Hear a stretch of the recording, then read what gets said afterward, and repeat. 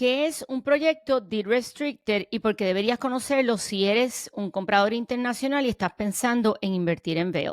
Hola, soy Beatriz Martínez, la host de este podcast Conquering Vail, donde hablo de todos los temas relacionados al real estate y al lifestyle de Vail Valley, exclusivamente enfocados al comprador internacional. Bienvenidos a mi podcast. Hoy tengo el gusto de hablar con Michael O'Connor, uno de los socios desarrolladores de Triumph Development West, sobre su proyecto más reciente en Vail, Timber Ridge Village, un desarrollo 100% deed restricted para la comunidad local. Michael, bienvenido. Good morning, Michael, and thank you for joining us on my podcast, Conquering Vail. How are you this morning? Really good. Thanks for having me on. No, thanks to you, because I know you're super, super busy. You know, I want to start giving you an open platform to talk about all of my clients and most of my listeners are international. Okay. Most of them from Mexico, Spain, Miami. I have a lot of clients from Miami, international, but from Miami. And they're not that familiar with deed restricted developments. Sure. You could, and I know you wanted, sort of like to have an intro to talk a little bit about what the development is, where it's located, and then we can go on to talk about, the specific questions that I have. So I'll give you the podcast for you to give an intro. Yeah, thank you. Thanks for having me here. The Timber Ridge Village development that my company Triumph Development is a really exciting opportunity, but also just a really much needed workforce housing project. Yeah. I think workforce housing has always been an issue in Vail since the town was founded, but it has really become particularly acute after COVID with a massive escalation in prices. The town of Vail is very kind of market oriented. Its solution. Some places try and create things, housing opportunities that you can only make so much money, or you have to make 60% of the average income in an area to live. The town of Vail takes a very different approach, and Eagle County to some degree as well. Their goal is we need to just create housing that only locals can live in. But let the real estate market operate like it normally does. Homes can appreciate in value, and buyers can realize the benefit of owning real estate. But targeted at our local community. And they've been very proactive. This is actually our third public-private partnership with the town of Vail. The first one was a for-sale townhouse project behind the Westvale fire station called Chamonix Vail. Okay. Most recently, we finished a project called The Residence at Main Vail that's right across from the Main Vail roundabout. That was a rental project. But the next one in line is this Timber Ridge Village opportunity. Triumph, our company has been developing real estate in Vail since 2006. For the past almost 10 years, we've been almost exclusively focused on workforce housing. So we've developed in Vail, we've developed down in Telluride, 2 different projects. We've built out in Truckee, California, which is on the north side of Lake Tahoe. And then Glenwood Springs, Grand Junction, Estes Park. But Vail is our home, and it's a place that we're super passionate about. And we're thrilled at the opportunity to partner with the town again to build Timber Ridge Village. So Timber Ridge is, it's 7 buildings, 302 total units. We have everything from studios to 4 bedrooms and everything in between. And they will be sold, and they just need to be occupied by somebody who works for a business in Eagle County. And the deed restriction is fairly straightforward. You're not allowed to short-term rent, but there's really very few restrictions other than, and this is, it's resident occupied, but workforce housing is kind of a theme that Vail champions, and Eagle County has kind of followed suit. So it's a pretty established type of investment, and there's communities throughout the whole Vail Valley that are just deed restricted housing for locals. And if you could go a little bit more into detail of what deed restricted is. Myself, Altus Vail is a property that a lot of my clients really liked. Yes. So they would go to Zillow, etc., and they would get very excited about certain pricing. at Altos Vale, and then they will come back to me and I would be that's deed restricted. And I had a hard time. It was challenging for me to explain what that was. Sure. I know you mentioned it right now, but if you could, because this is different, this is actually exciting and interesting for my clients. We'll go into it later on, but if you could explain a little bit further what did restricted me, because I know with Altus Vale, they couldn't really, I understand that they couldn't really purchase the property itself. Okay. From what I understood. Yeah, there are different types of deed restrictions in the town. And what a deed restriction is, it's an agreement that is recorded on the piece of property in the property records that puts some restrictions on. And at least Colorado real estate you can agree to certain things up front. The person who's going to buy this agrees not to, there any number of things. Homeowners associations, have rules that the people living there are going to live by.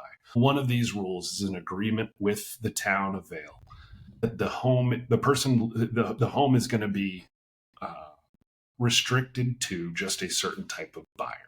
And that deed restriction spells out all the rules that everybody's agreed. They can be very cumbersome at times. And if the town is selling something at a very, very steep discount, they might want to protect that price and say, we need to limit how much it can go. That's not the case here. I understand that. Yeah.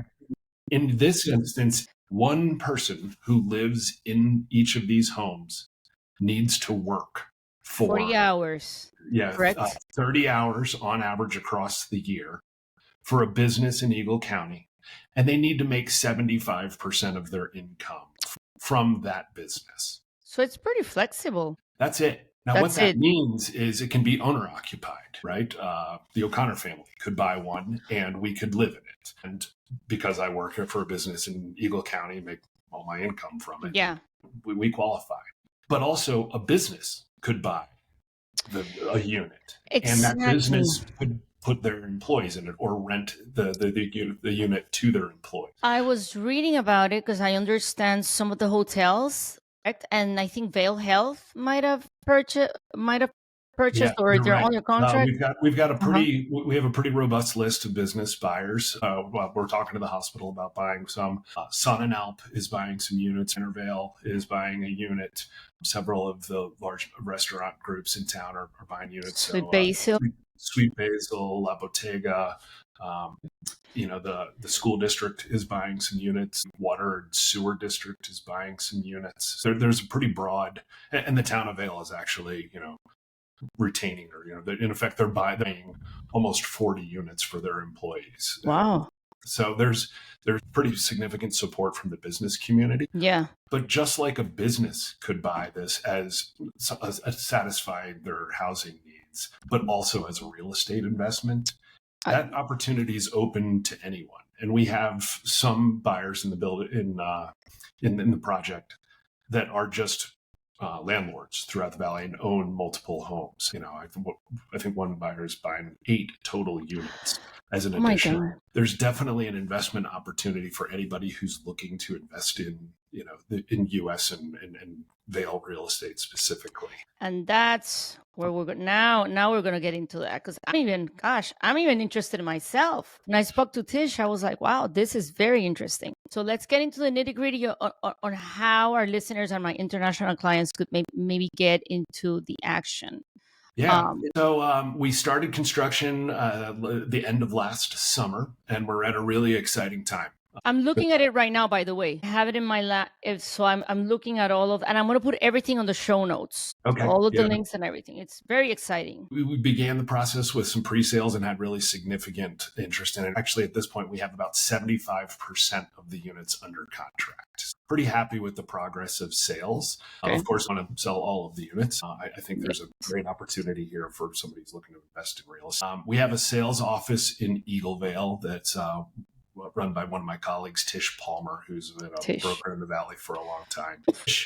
Tish runs a sales office that's open, Monday to Friday, and she's a great resource on what the opportunities are. But, I think one of the really unique things about this project, the town's goal is we just need to get housing built. Yeah. And we're willing to make that happen and facilitate making that happen, but we want to give people the opportunity to own real estate, whether it's owner occupied or businesses or even investors. And as long as somebody who works in Eagle County is living there, mission accomplished. And of course, living in Vail is expensive. It's, a mountain town, it's short building season. We put together a partnership with the town to keep costs as low as possible. Yeah. And we have agreed to sell the units at a function of what they cost, not what they're worth, what they cost. Oh.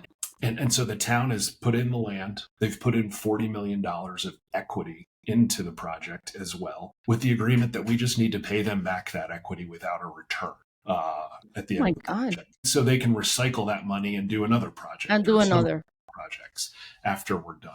And so we agreed to sell these units at an agreed upon price with the town. Triumph is building it. And when you compare what we're selling these units across the board, studios to 4 bedrooms, and if you compare those prices that we're selling them at to other condominiums that have sold in Vail for the past 2 years, it's a very significant, anywhere from, 23 to almost 35. I was looking at the numbers. On the unit type, and there's no price appreciation. So you buy the unit, and there's nothing that stops you from selling that unit for whatever it's worth on the market. And I have a question, if you don't mind me interrupting, because this is going to be I want to make sure that everybody that's listening understands this. They will purchase the units at the discount. And I believe the studio, I don't know if you have the price range or if you know them off of the top of your head, more or less, just an idea of how much the studios. So a studio is selling for the average of the studios that we have left is about $410,000. That is crazy. And the comp set, there was only one other studio that sold. This is maybe not a great example of a bunch of unit type, but the other studio that sold was sold for $530,000. So, and the average of the 4 bedroom, a lot of my clients look for the larger units. Yes. What's the average? A 4 bedroom. And when I'm giving you comps here, I'm not including like Vail Village and Lion's Head. I'm talking about the comps throughout. I know. East Vail, West Vail. Yeah. Not the village core. But our 4 bedroom is 1,477 square feet. And it's selling for just over $1 million. It's $1,054,000. Wow. And if you look at the comps for a 4 bedroom over the past 2 years, those sell on average at $1,600,000. I mean, I just sold. I just sold a 3. This is Solaris, obviously. Sure. 3 bedroom for 7 point. I mean, the price per square footage right now in the village, you're seeing just north of 4,000 a square foot. This is Vail Village. Yeah. Now, I believe these units are in Westvale. Yeah, they're in Westvale. They're right next to where the post office is. If people are familiar with that, North Village, kind of across from Cascade, almost direct. That's what I was telling my clients, that it's parallel to Cascade, but on the other side of I-70. Now, if your clients, it is really targeted at locals. So, I think you would either need to, live in Vail or have one person who lives in the unit has to qualify for the So that's an important detail. Yeah, no, and that's 100%, and that's one of the I'm gonna get a lot of questions about it, but it's a good investment, and and believe it or not, I have my new assistant. This is perfect for her. She's from Mexico City, but she's she has her green card. She grew up in San Diego, and she is renting in East Vail. She's working for 2 Arrows in the morning. She works 30 hours a week with 2 Arrows. She's working with me in the afternoons. And I already, my LLC, I have my license with eXp Realty, which is public in the NASDAQ, and it's now it's a global real estate. Sure. I have an LLC that is actually already registered with the state of Colorado. So I was telling her, this could be because her rent is just she's renting a 1-bedroom at Vail Bracket Club. I'm not even gonna get into how much. Yeah. And I told her this is perfect for maybe for your parents to invest, so that you can live and rent it off of them, from them. This is perfect. If you're lucky enough to have somebody who's willing to invest in, or enough money for a down payment, it is a great opportunity. Because even myself, I can buy it and then rent it for her, or for my. I want to grow my team, so that's even one of the things that I thought about as well. For a 1-bedroom at the Piedmont. So the Piedmont is in Avon. It's relatively new. It's near Walmart. If I know exactly where it is. A 1-bedroom in there at the Piedmont in Avon. So not living in Vail. They're listed for $2,900 a month right now. And in the towns, they're developing another rental building, but the underwriting for that, it was $3,500 a month. So the rental rates that people can expect here at a premium location, a brand new building in Vail, I think is going to be at the top end of what the rental market will support. And one thing I found fascinating as we were underwriting this project and trying to figure out where real estate values were, of those comp sets that I was talking about that we're selling at a discount, say 25% below what a market comp. The newest comp in that comp set was built in 1981. 45 years old. Oh my God. There just have not been that many condominium projects that have been built outside of Village Core area. No, exactly. I have another question for you. And then we're gonna go into my because now my brain is just the 1-bedrooms. What are the, and then I want to talk about the payment schedule as well, because I know this is pre-construction. What's the average that you have left in your inventory for a 1-bedroom? The average is $483,000. So that's about $688 a square foot for 702 square foot. And because they're condominiums, we've tried to make the sizing pretty generous, right? It's not like a small rental. Yeah. When we build a rental project, a 1-bedroom is probably closer to 600 square feet, but these are 700 square feet. And the average 1-bedroom is $482. The average 2-bedroom is there's a couple different unit sizes, but they're between 985 and 1,032 square feet, and they're selling for on average $697,000. Okay. And 3-bedrooms are up to 1,360 square feet, and they're selling on average at just over $900,000. And Michael, what's the payment schedule for? If I'm interested, if I have clients that are yes, the contract, the pre-construction contract that we're working, there's 2 different versions. One is for an individual buyer, and then there's a different contract if you're a business buyer, you want to buy it in an LLC, or you want to buy more than 1 unit. Individuals are only allowed to buy 1 unit. Okay. The individual contract requires a 2.5% earnest money deposit up for when you sign the contract. And then when the building goes vertical, another 2.5% earnest money deposit, kind of a check-in to make sure you're still committed. Yeah. And the first building will go vertical at the end of this month. It's a total earnest money deposit of 5% for an individual. Now, if you're a business, it's a higher earnest money deposit. And 10% earnest money is due when you sign the contract, and 10% is due when the building goes vertical. So a total earnest money deposit of 20%. And individual is 5%, and the balance until closing date. Once at closing. So if you Beatriz, if you bought one just for yourself as an investment, and we're going to take title to it in your name, it would be a 5% earnest money deposit. And what is the ETA? I don't know what the slang is for. Tiempo de terminación. When is the first building, or what's the schedule for the ETA? Yes.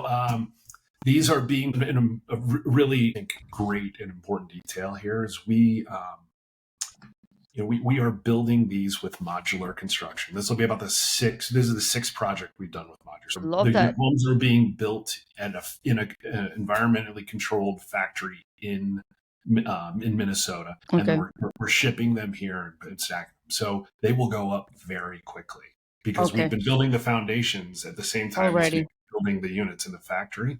So we'll set the first building, building A, in 10 days. Alpine. And we'll set that building, and it'll take about 10 days for the entire building to be constructed on site. Now, there's work that has to happen, right? We have to structurally put it there. We need to make the electrical and plumbing. We need to put the roof on it and put the skin on it. But we'll start on June 30th, and we will be done by the end of the year with that building. So that building will be occupied at the end of December. The other buildings, about every 6 or 7 weeks, another building completes. What?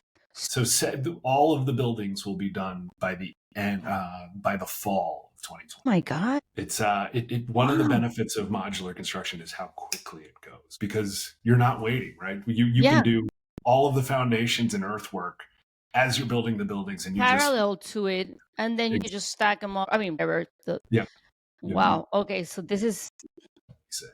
And then in the sales center, will we be able to see the interiors, the finishes, all of that? So the sales center is across from Big O Tire in Eaglevale, a place that a lot of people are familiar with.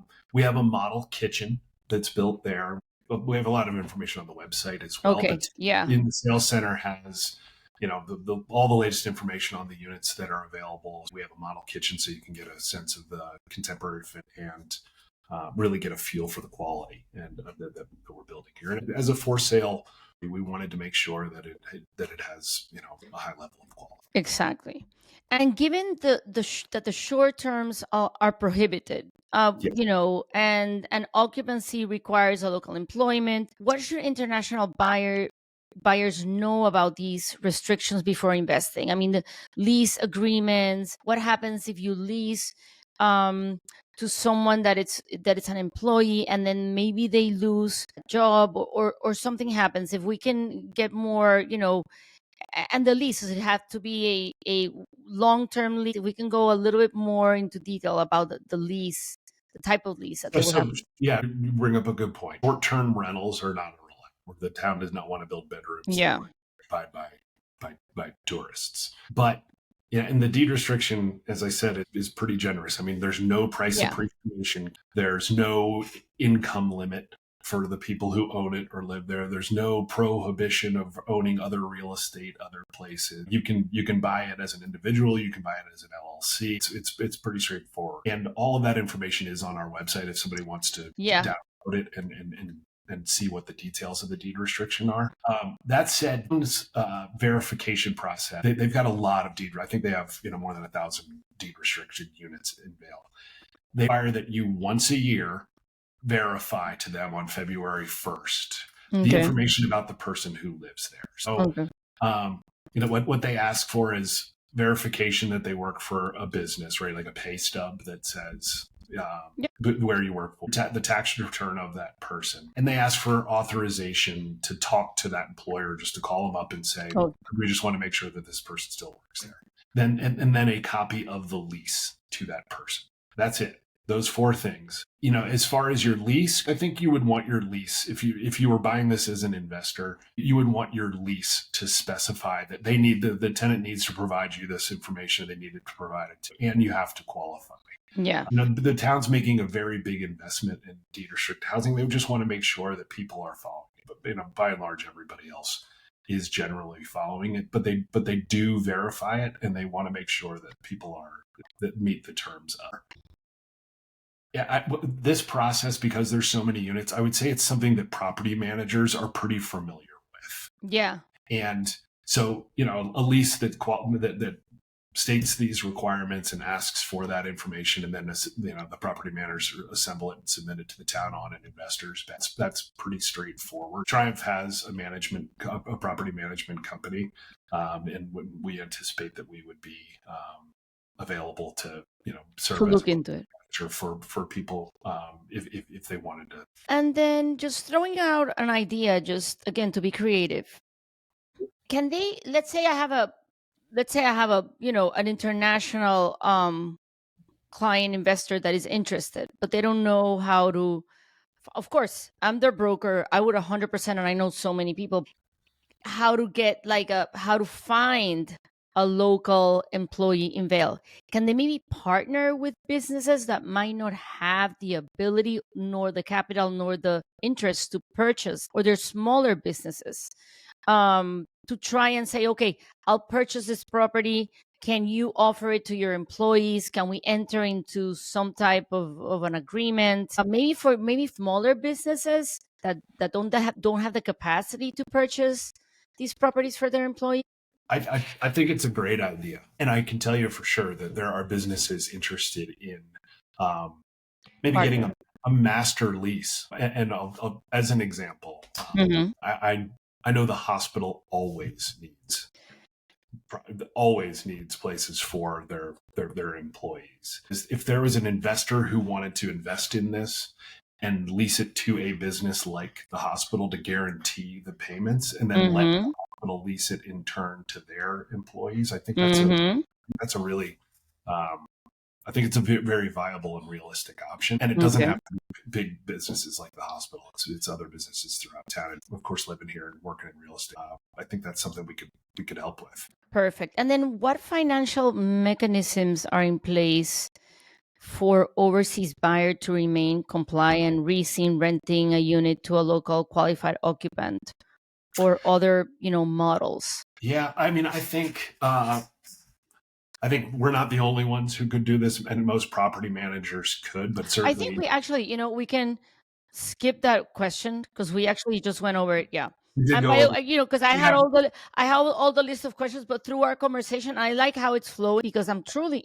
interested in this. We'll skip that because we already really talked about that. We are planning to move one of our best property management employees into Timber Ridge to really oversee the property and make sure that things are handled well in the first few years. And one of the things that we plan to offer to investor buyers, or anybody for that matter, is care of not only we'll be looking after the outside of the buildings as the HOA, but the inside of buildings and leasing.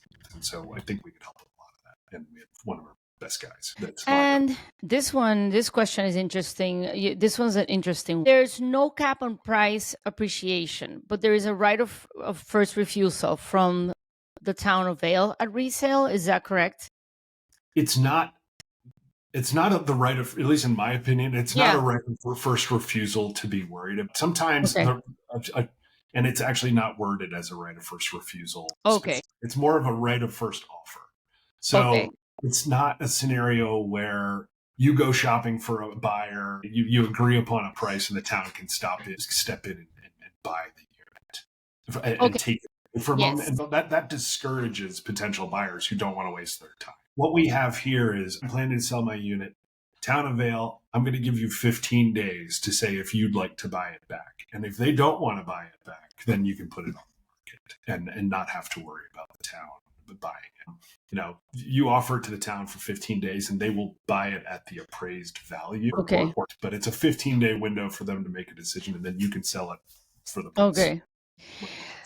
And in terms of, because this is a question that I'm going to get, a lot. Have you ever done any other development with this no cap on price appreciation, restricting developments in the resort mountain town?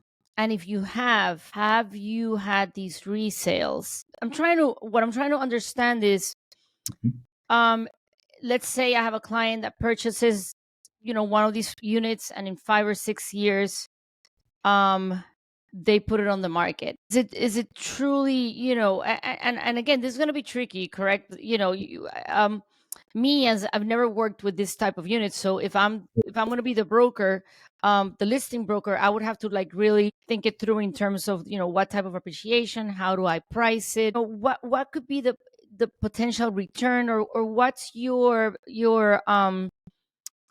experience with it when you compare it to other properties in the area when it's time to resale that property?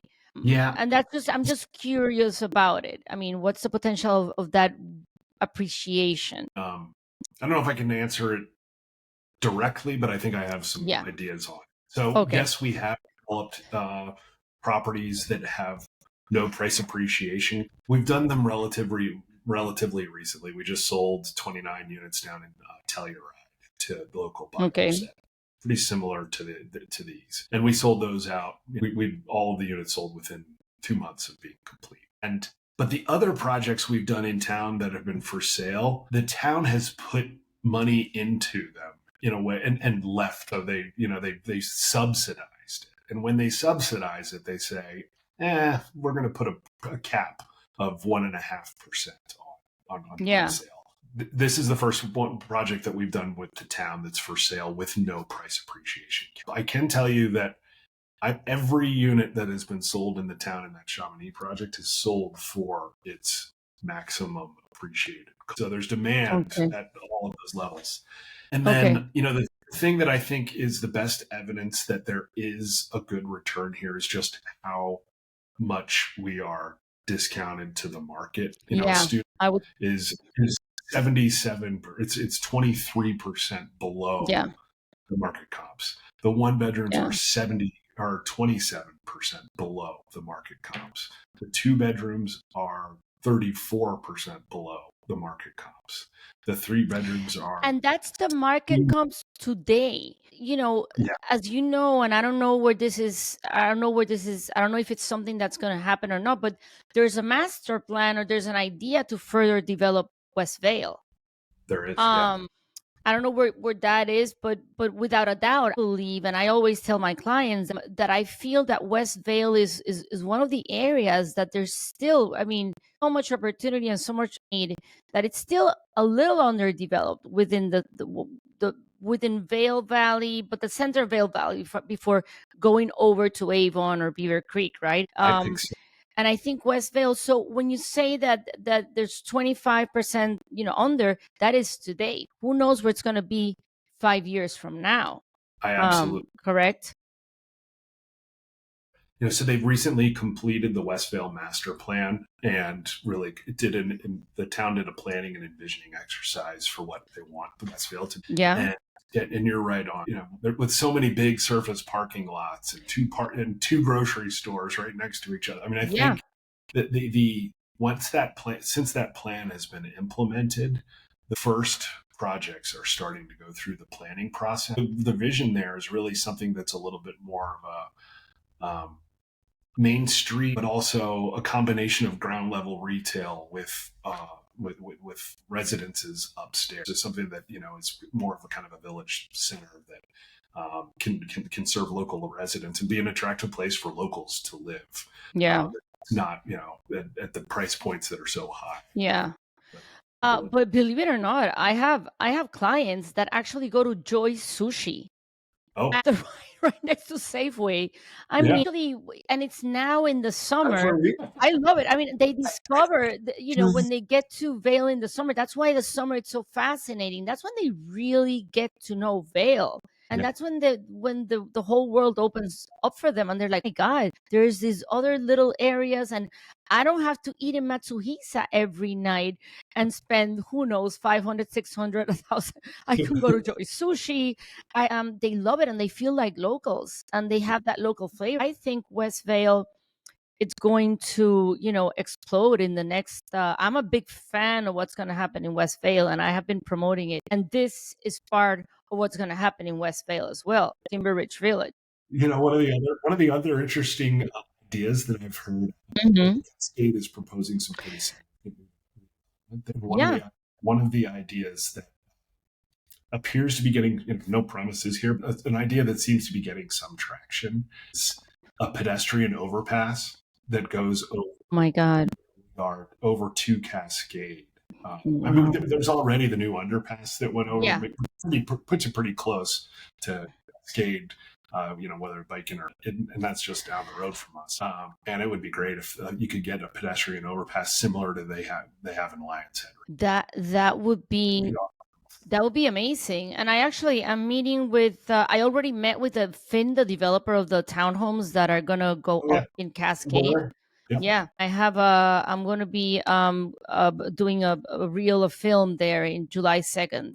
That's, very exciting. But that would be a great idea to have a pedestrian walkway that would connect the two. And that's, maybe the public benefit when you get a large project approved, oftentimes in Vail, you have to provide a public benefit. And that public benefit can be something like, let's improve pedestrian connectivity in town.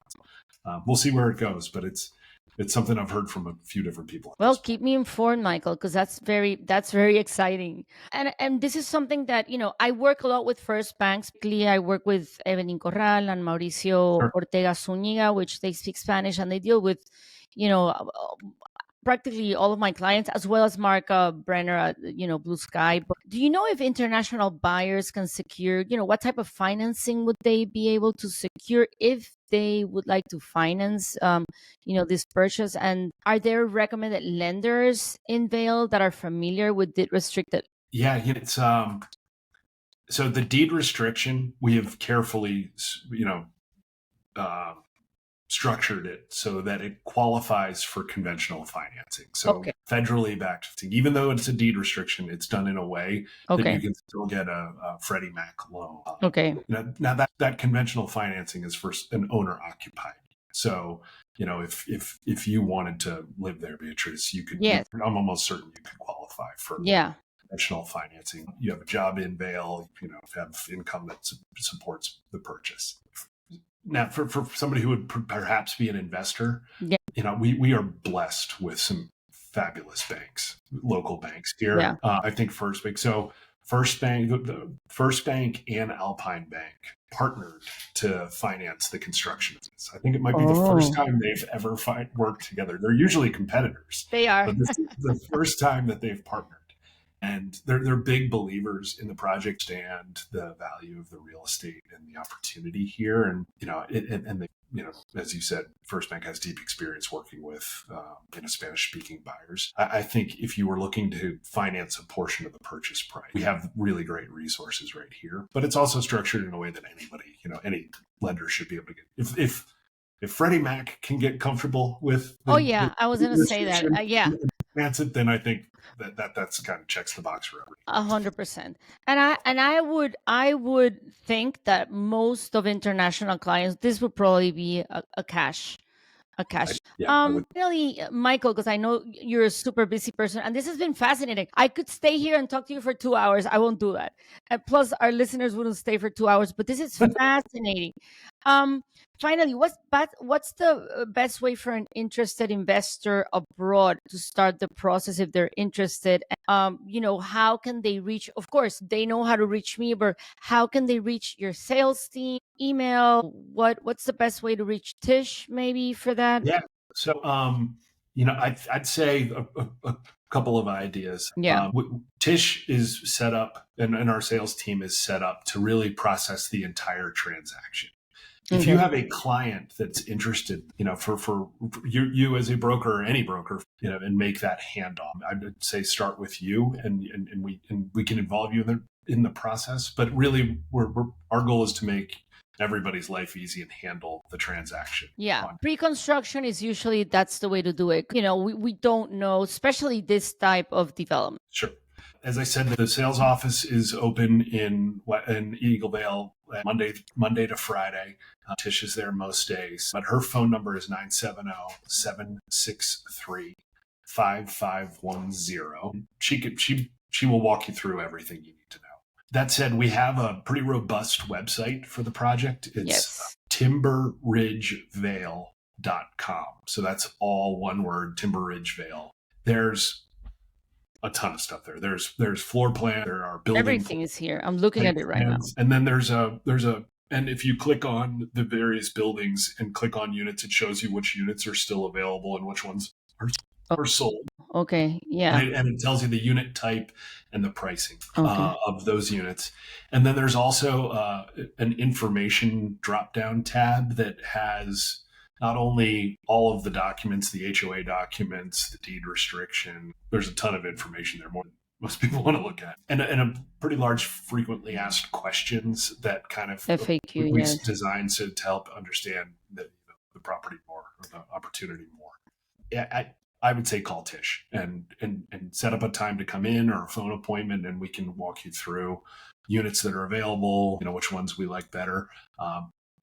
These were, while I gave you average prices when we were talking, the units that have a better view or that are higher, there's a premium price to. The units that have, maybe are lower in the building are selling at a discount. There are a couple different parking options that we can explain to you. Oh, I see here you have parking. All of the amenities that go along with it. So if there's a message out there to potential investors, I think the whole project is a great investment. If you're looking for one of those nicer units, or you're looking maybe for, we have a limited number of garage spaces. If you want a garage space now, because I think those are very valuable components of absolutely. Mm-hmm. I mean, most